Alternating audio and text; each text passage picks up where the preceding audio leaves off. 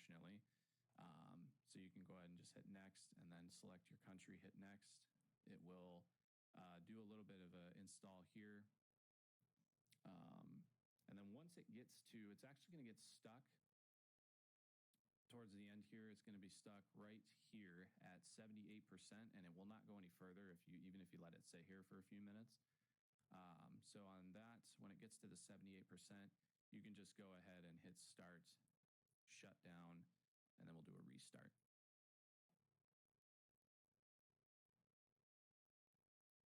So it'll go ahead and reboot the machine, and will prompt us to the login screen. So we'll just hit OK, and then it'll finish up this setup.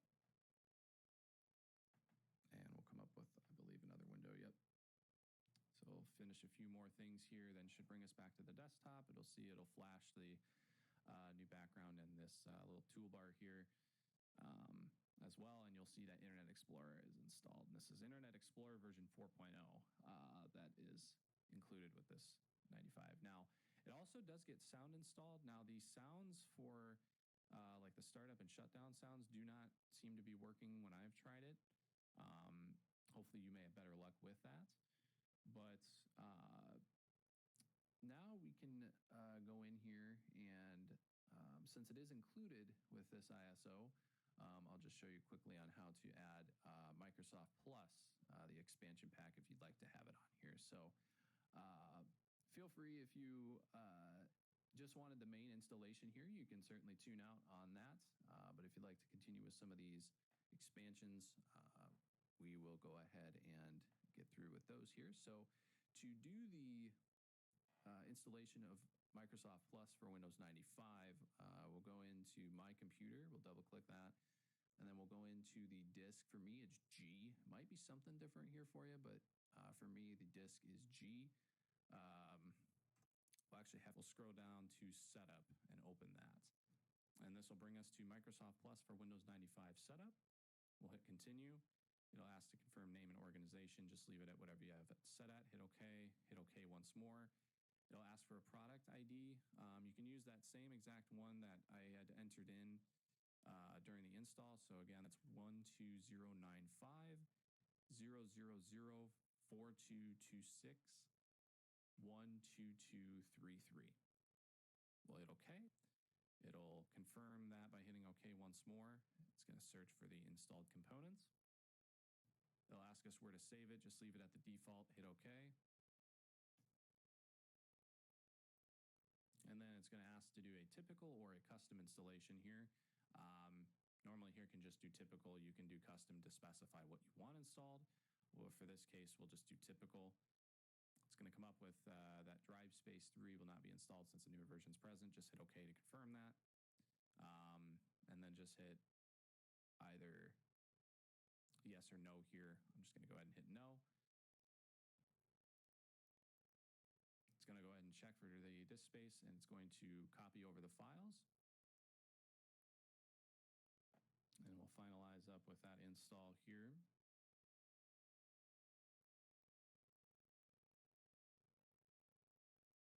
And then once it does finish the install here, I think it will actually have you confirm if you do want to change your theme even for this. So we can do that accordingly here once the color has changed on that. So it has applied my theme. We'll hit OK. And then it will be finished with the install, and then we should be good to restart Windows. Now, I believe sound should work here, so I'm not going to make sure to have it too loud. But when we restart, you should be able to hear the shutdown sound. You did hear a little sound there. So it'll do that. That theme's shutdown sound. You may differ if you pick a different theme. So it'll do a reset of the machine. You'll see that the background has changed. Everything really has changed with the theme here now. And then we'll hit OK. It'll log us in. It plays a startup sounds. Hit Control Panel. We're going to make the window bigger here. And then we'll want to double click Display. And then go to Settings. Then down here, go to Advanced Properties. And then on the adapter tab here for the display properties, we'll want to hit change. And then it's going to have us select the device. In case, we'll want to hit have disk. And then we'll hit browse. And then it will have us select where to locate it here. So we'll want to change the drive to the CD drive. In my case, go ahead and hit OK. It'll ask us to do a reboot. So we'll restart.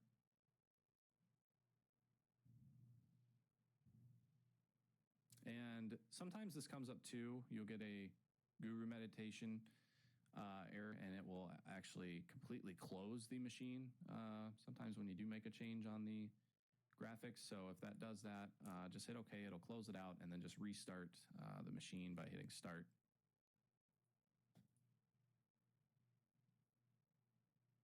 It'll start up your machine. Again, if the startup menu comes up, just go up to normal. You do see on that small boot up screen too, it does have the plus icon there as well.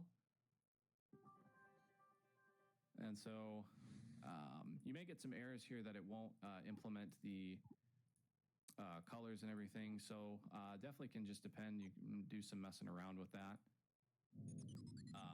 But that will at least give you the ability to change it to 256 colors.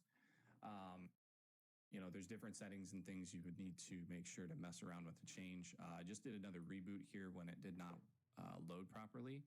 And now, there we go. Looks like it has changed it to 256 colors here. So, with that all being said now, looks like that's got everything good here with the colors. That's the last part of the expansion and the complete installation here of Windows 95 in VirtualBox. I know this was a longer tutorial than normally that I do here, but figured I'd give you guys the opportunity to follow along for any of the expansions you guys wanted to put on with the included ISO, and then also getting the 256 colors for this. So if you guys did enjoy this video, be sure to leave a like down below. If you have any ideas for any future videos, be sure to leave a comment as well, or if you have any questions or any feedback on the video as well. And if you're not yet subscribed to the channel, certainly can do so down below by hitting subscribe and hitting the bell notification to be notified when I upload a video. So again, this will conclude my updated video tutorial on how to install Windows 95 in VirtualBox. Thank you guys so much for watching. Again, leave a like on the video if you enjoyed. Be sure to subscribe if you have not done so, and leave a comment down below for any future video ideas. Thanks again for watching, and I will see you guys in the next video.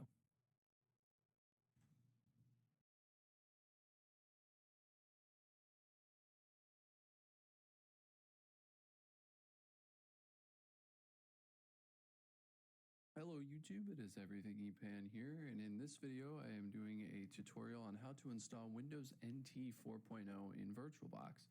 Now, this is an updated tutorial here. I had done one back in 2015 or 16, can't quite exactly remember what date, but this is going to be a updated tutorial on getting that installed. We'll also be installing the Service Pack 6 add-on to it there, and also showing you how to get the sound to work on it as well. So all of the links will be in the description for what you're going to need for this version of Windows, and as well as VirtualBox. So of course VirtualBox will be in the description. You can download it for your specified operating system there, and then as well as the actual that's the service pack that we'll be using. But here, the first link, or the second link, I should say, will be for the NT 4.0 ISO, the install ISO, which in this one, it includes Service Pack 1. But then the third link in the description is going to be a upgrade ISO to Service Pack, which is considered 6A. So that will also be in the description for you to download as well. Once you get all those downloaded there, that will be all you will need for this video and for this operating system file-wise. So we'll go ahead and open up VirtualBox, and we're delighted and hit enter. And then it's going to ask where you want to have these installed. Just leave it at the default, hit enter, and then hit enter one more time. It's going to do a examine of the disk, and then it's going to copy the files, which should go fairly quickly, but of course depends on the hardware. And that portion of the setup has completed. So on this stage, we'll go ahead and go down to the disk or right click and remove the disk from the virtual drive since it does ask us to do so here. And then we will hit enter to do a restart. And then it should automatically boot into the next portion of the setup for Windows NT Workstation 4.0. It'll come up with that message up top again describing the operating system. It will say the file system is the FAT, but then it will do a convert over to NTFS here on that. So that may pop up originally to start this portion off when you hit this blue green. So now it'll pop us up into the graphical interface portion of the setup. So time zone as is. And then if you hit date and time, it's just going to confirm today's date. For me is the 26th at the time of recording this. And the time obviously will differ when you do install it. So hit close. It's going to come up with display properties window. So we'll hit OK on that. You can technically bump this up to 800 by 600 if you wanted to. When you hit OK, it's going to have you actually test it. So hit test and hit OK. If you do bump it up, it'll run through the graphic test here. And then once that's done, it's going to come up with a message here that asks if you did see the bitmap properly. Now, if you do run into a glitch here too where the mouse